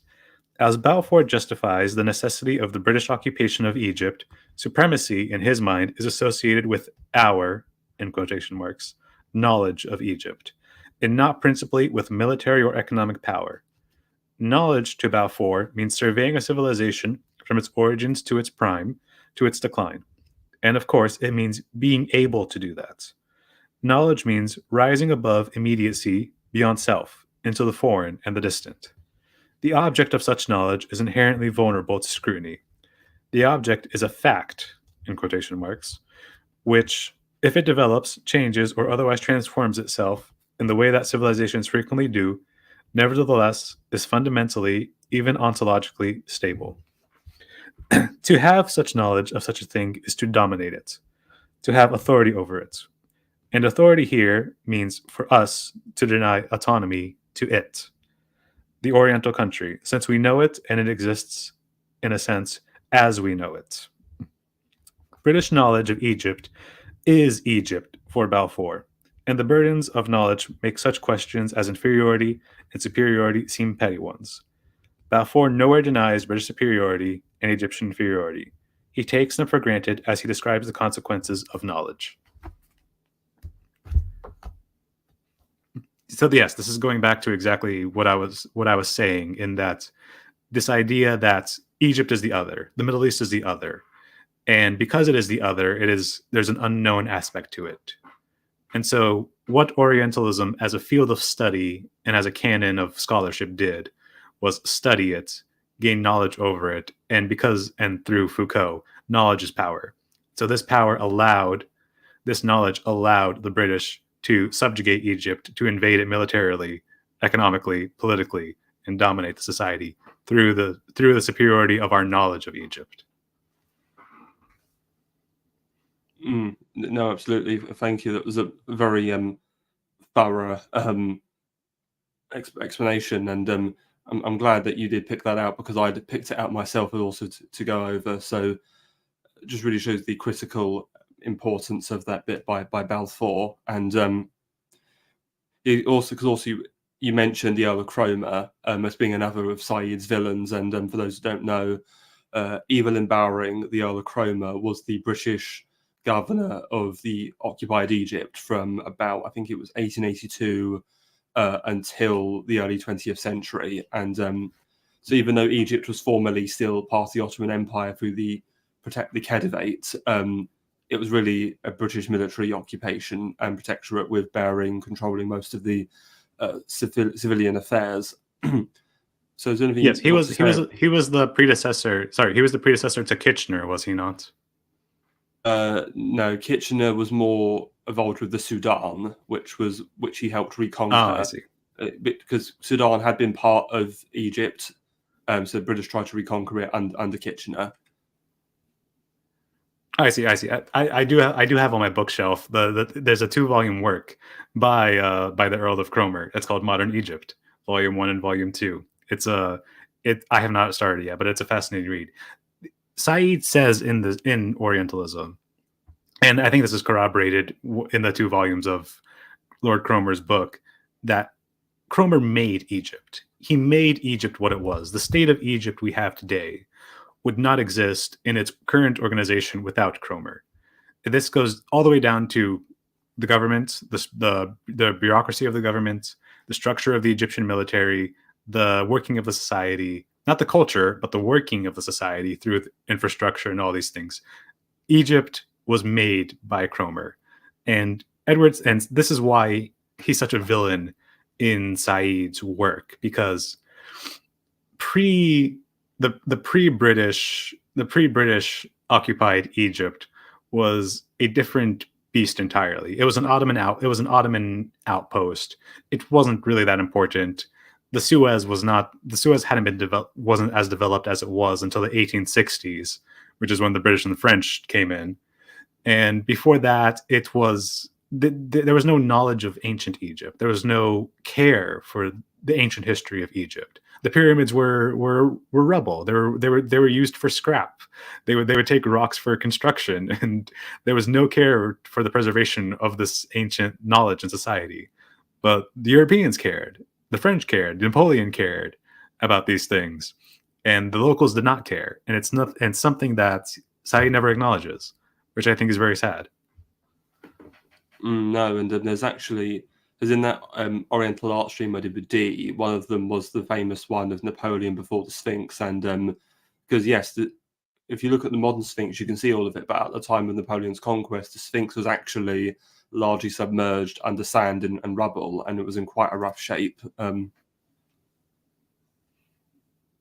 Yes, I mean all the translations of hieroglyphics was because of French scholarship and French historians. The Rosetta Stone. The Rosetta Stone was crumbling before everyone's eyes, and no one had any idea of this huge, extremely important archaeological, world historical knowledge.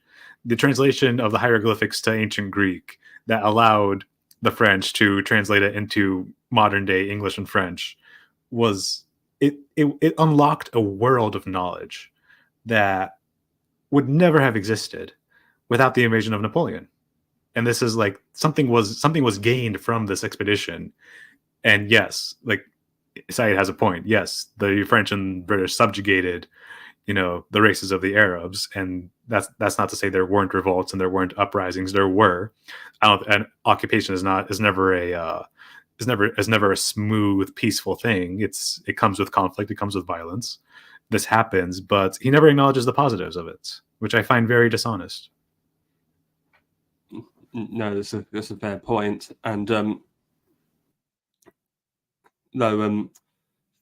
will say, speaking of Cromer, because we mentioned the Chatham House version, Cromer comes up a lot because there's 3 essays in the Chatham House version by Kaduri where he deals with Egypt, and Cromer comes up a lot. So again, if you want to read more about Cromer, you can get the Chatham House version, because those essays, especially the 3 on Egypt, were really enlightening to read. And I know we've not got long left, so with the scope of Orientalism, I also want to look at 2 other sort of criticisms he has. I want to look at his criticism of Aeschylus' The Persians, and then I want to look at his criticism of Dante's Divine Comedy, specifically the Oriental elements that are in that.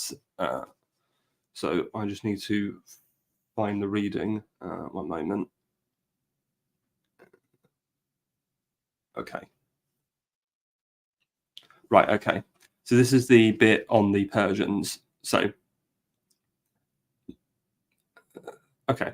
So 2 of the most profoundly influential qualities associated with the East appear in the Aeschylus' The Persians, the earliest Athenian play extant, and in the Bacchae of Euripides, the very last one extant. Aeschylus portrays the sense of disaster overcoming the Persians when they learn that their armies, led by King Xerxes, have been destroyed by the Greeks. The chorus sings the following ode. Now all Asia's land moans in emptiness. Xerxes led forth, oh, oh. Xerxes destroyed, woe, woe. Xerxes' plans have all miscarried. In ships of the sea, why did Darius then bring no harm to his men when he led them into battle, that beloved leader of men from Susa?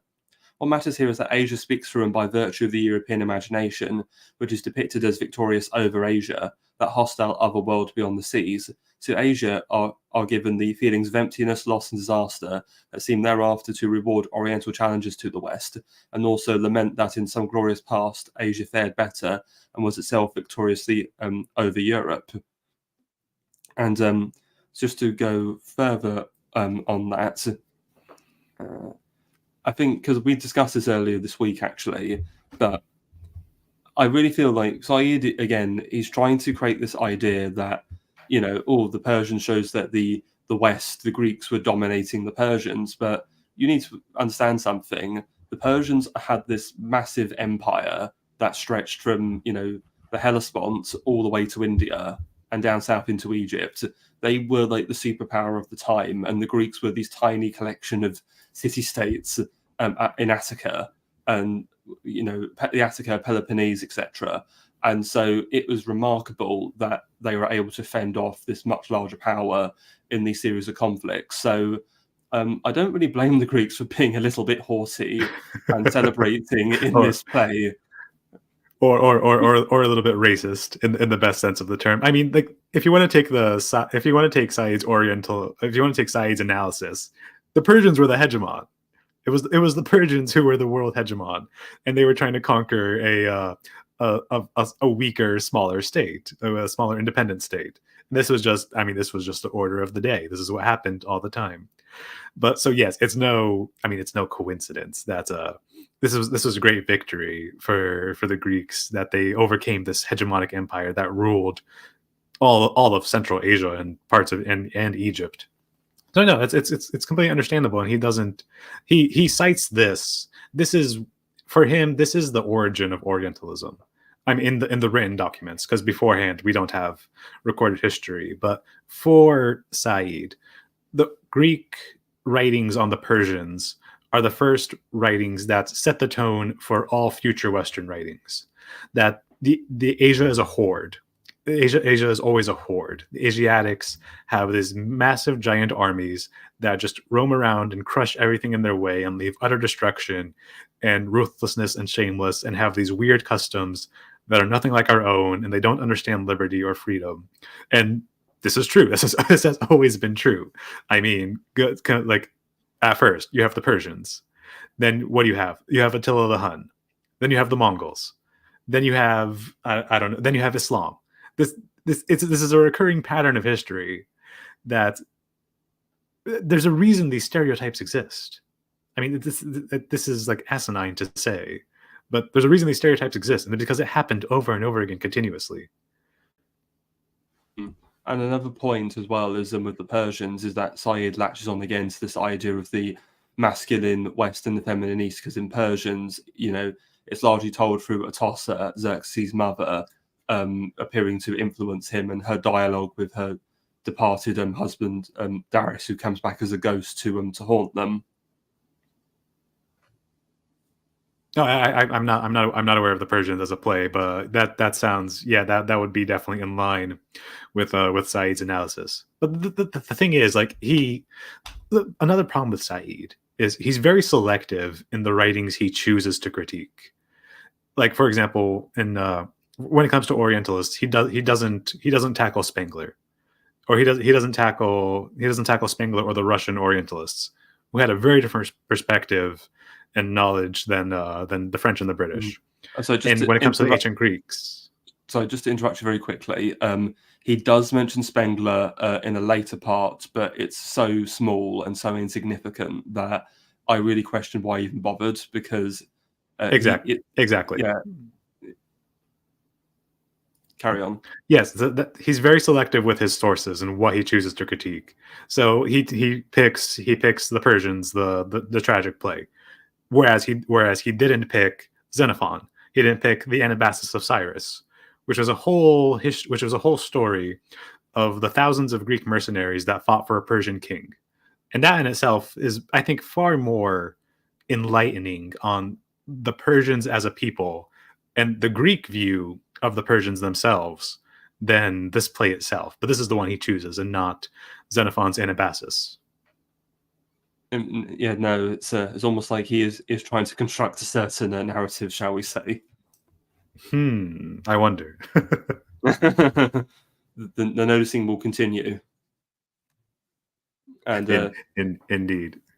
And yeah, so now we've done that, I now want to move on to his criticism of Dante's Divine Comedy. Now, I was really surprised why he mentioned this, but I've never read the Divine Comedy, but there is a bit where, because for those who don't know, so the Divine Comedy is Dante's magnum opus. In it, I think he's actually writing as himself, like traveling through hell, all the different layers of hell, and he actually encounters some Islamic historical figures, because in the Christian morality, because they're heathens, they belong in hell. And I just thought it was quite interesting, his critique of this. So let me just get the page.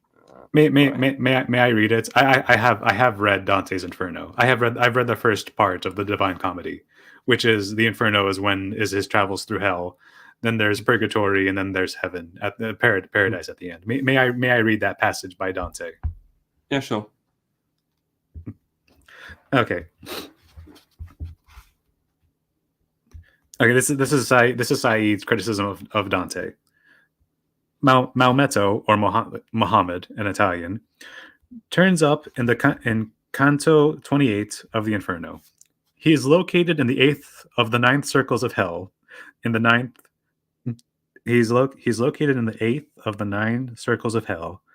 In the 9th of the 10th Bulgius of Malabolge, a circle of gloomy ditches surrounding Satan's stronghold in hell.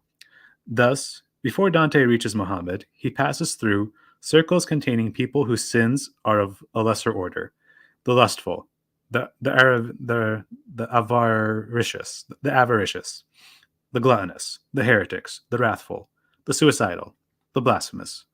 After Muhammad, there are only the falsifiers and the treacherous, who include Judas, Brutus, and Caius. Before one arrives at the very bottom of hell, which is where Satan himself is to be found. Muhammad thus belongs to a rigid hierarchy of evils, in the category of what Dante calls seminator di scandalo e di schisma. Muhammad's punishment, which is also his eternal fate, is a peculiarly disgusting one. No, I'm not going to read that. Anyway, he mentions in this passage, and we'll get to one interesting part later, that in the Christian conception of Muhammad is an imposter. He is a fraud, which is why he's in the 8th circle of hell.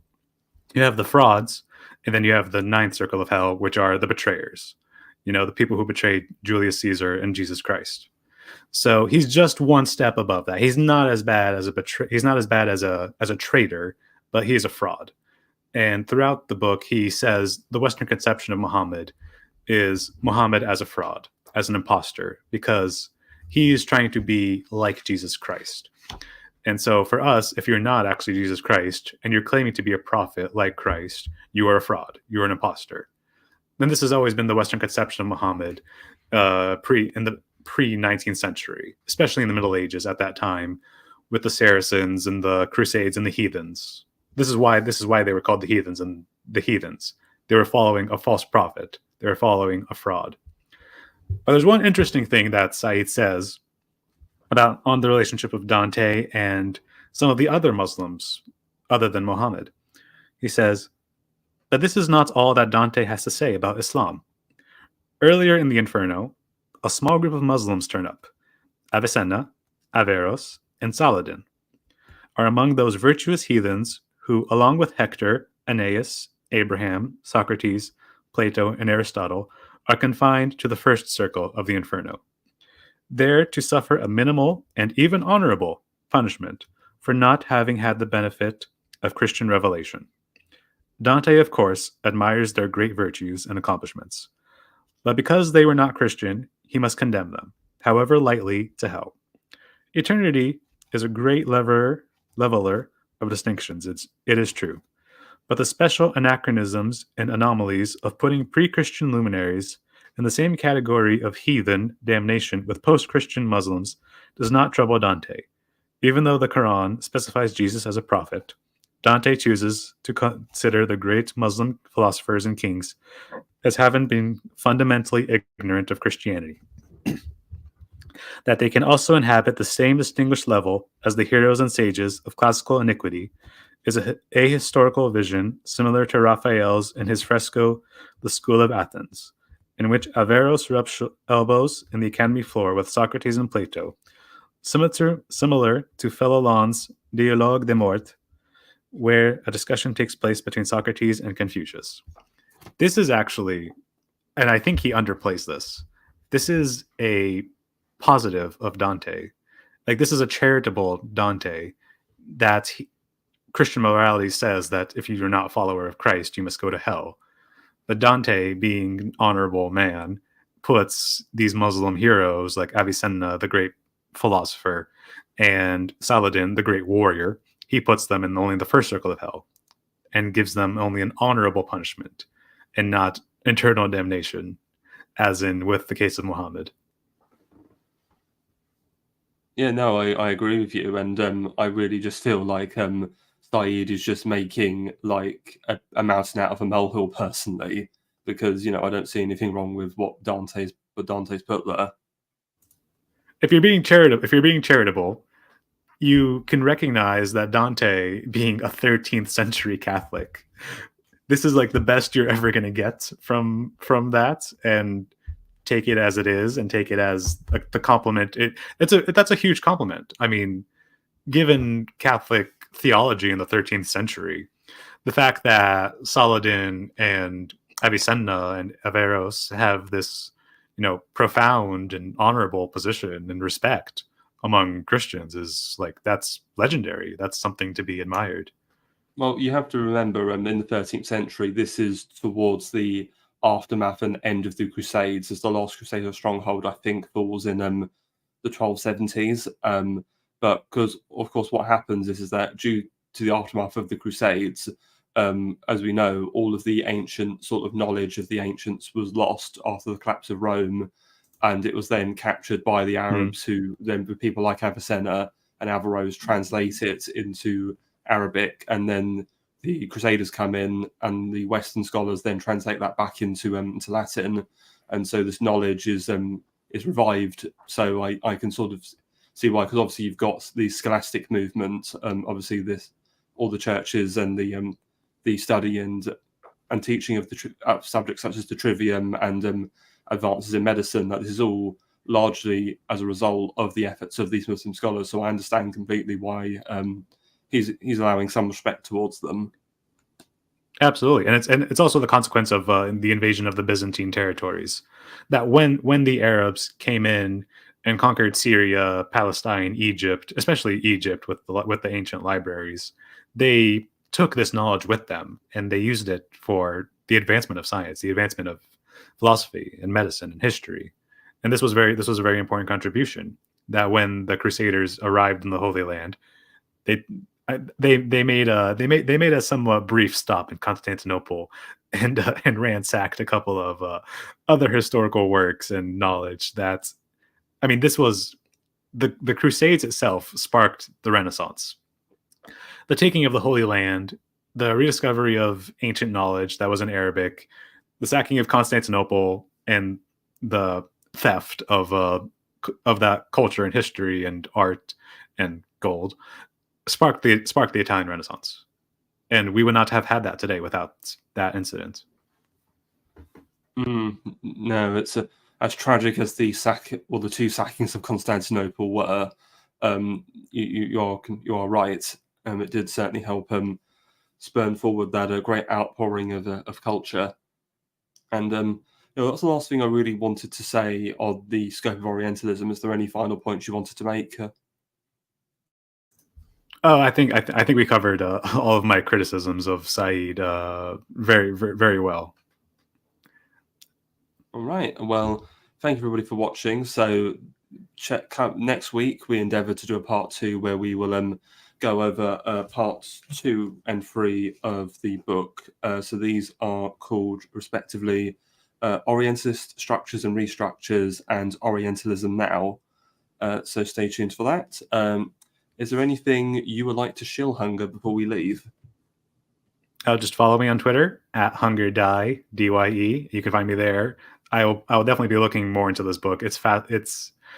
There's so much that potential in Said's work, but because of his background, because of his education, he doesn't take advantage of any of that. And it's so sad how good this book could have been, that I'm eternally disappointed and turned off to Said's work. No, it is a bit of a shame. And regarding your Twitter, below I've put your Find My Friends link. So if you go on there, it will I think it's your Twitter and your Substack that's on that website. So yeah, Excellent. follow him on Twitter, read his Substack articles on Lebanese client-patron relationships, as was alluded to earlier. So as I said, so come back next week, same time, and we will finish up the rest of this. We'll finish thrashing and trashing the legacy of Syed. All right. Well, thank you. The thrashing will go on until morale improves. Yes, indeed. Well, thank you all for watching, and good night. Cheers.